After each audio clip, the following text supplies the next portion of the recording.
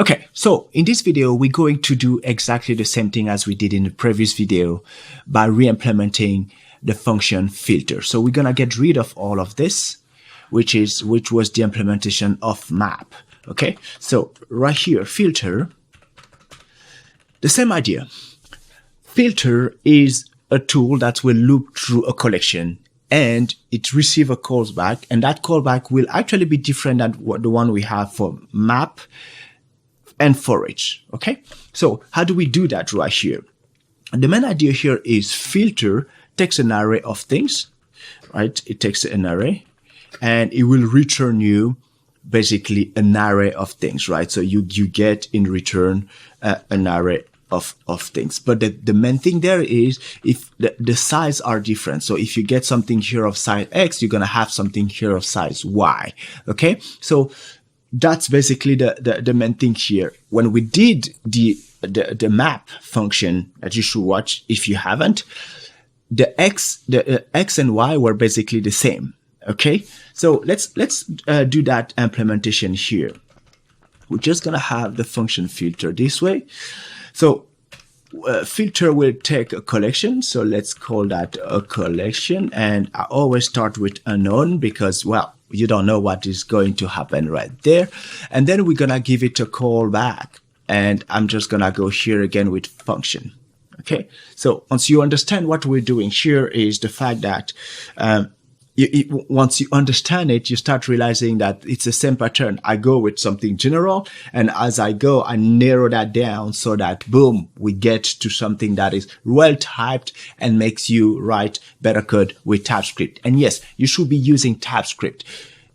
If you watch this video and you're a JavaScript developer, it's still going to be okay, but you gotta learn TypeScript. I'm making a YouTube course that's gonna be completely free here on YouTube. Just subscribe and you get it in the coming days. And by the time you're watching this, it might be right here somewhere. And I will put the link in description if it's already when it's released. So let's keep going right here. So what does filter do? Filters, as I explained before, it returns something. So if we go here and then we say const result, like this, we should then see something in the result. And now we just have something that says undefined because we haven't done anything really right here. So what do we do?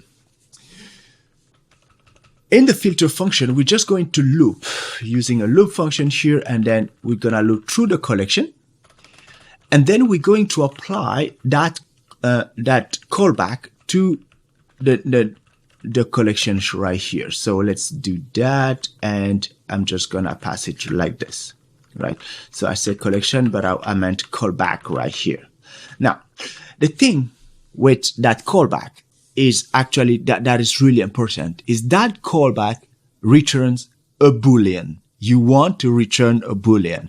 From the moment you have a Boolean, you want to be able to say, based on the result of that Boolean, should I take this, if it's true, I will keep the value that is being validated right there and then put it and store it somewhere so that after looping, I can then return that thing. So how do we do that over here? So what we're going to do, we're just going to have an array of results right there. Okay, and we're just going to return that array.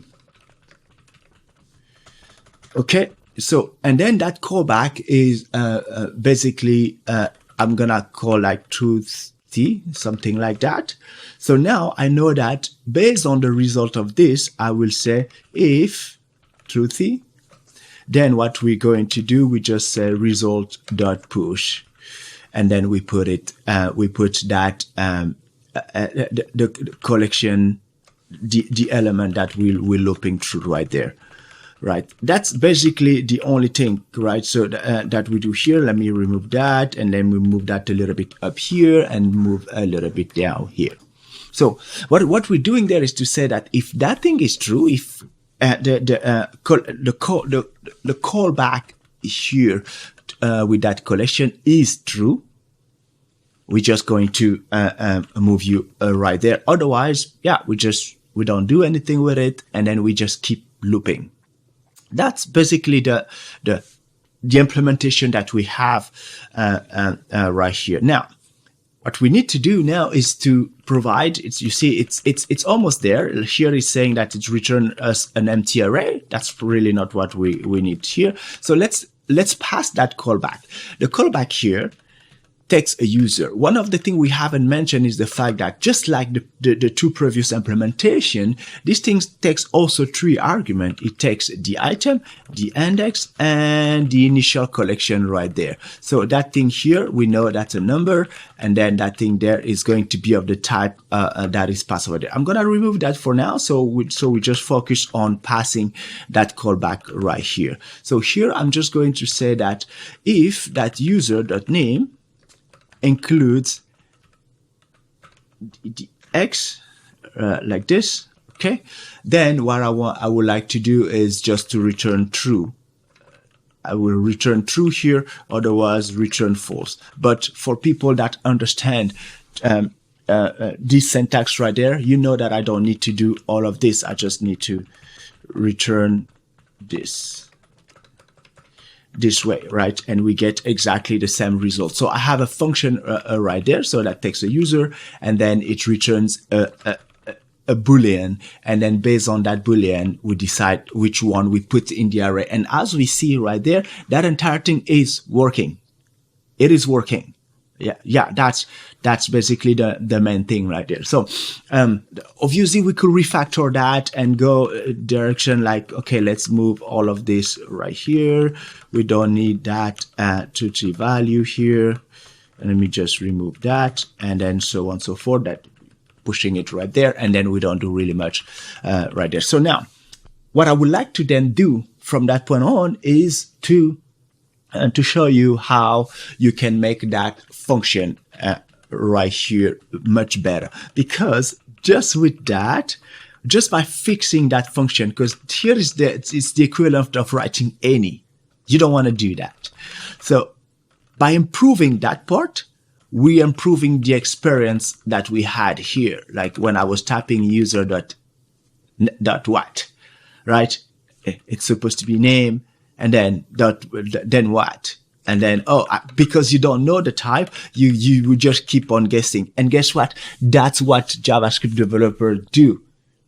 You don't want to be part of that. So let's quickly fix the function here. So what we're going to do, we're going to actually move that a little bit up here, and we move that here. And we're just going to call that the filter callback. Okay. So what is the filter callback? It's in the interface. Filter callback, and what it does simply, it takes a function that returns a Boolean. That the main part there is a function that returns a Boolean. How about the argument that it receives? It's gonna receive an item which is gonna be of type we don't know. So I'm gonna go with the type T here that we're going to define in a few seconds, and then it takes an index which is a number. And then it takes a collection, which is basically the initial collection. And we're just going to say that it's a collection of type T. And right here, we're going to put the type T like this. So by defining it this way, now we have our interface that is well defined. And then right here, let me make sure that we have a bit of space here. Now we have that interface that is well defined, and we just need to make sure that this also works right here. Let me get that, and we just gonna go here and put it like this. Yeah, right. So that's basically it. And now you see that once again, right here, it's complaining, and the first thing that it's complaining about here is the fact that we're passing a collection of unknown when we know that it's a collection of type T. And then the next thing there is we're only passing one argument, and the function expects 3 arguments. So we know that these 2 are actually optional because, yeah, often you don't use them, but they're actually useful at some point. And that's it. We have the implementation of filter. We took some time explaining how the filter works, the callback, the way the callback is designed. It's a function that takes 3 arguments and return a Boolean with we turn that into an interface so that it's actually easy to read and understand what that thing is doing. And then from there, we're able to have that implementation of the function filter working really well right here. And to make sure that we get the result that is asked by our customer, we're just going to make sure that we put it the right way right there. That's basically it. Once again, this, you can watch it 100 times. It's still gonna be vague because you're not practicing. Take that hands-on challenge. Check the link in the description. Go on the GEMS platform and give it a try. You will become better by trying. And once again, what we're doing here is it's a technique that allows you to basically grow your technical skills by going from something you know already and then trying to implement that from scratch. And you just become better at doing it. Did I say that subscribing makes us better as a channel? That's the thing. Just do it, and I see you on the next video. Cheers.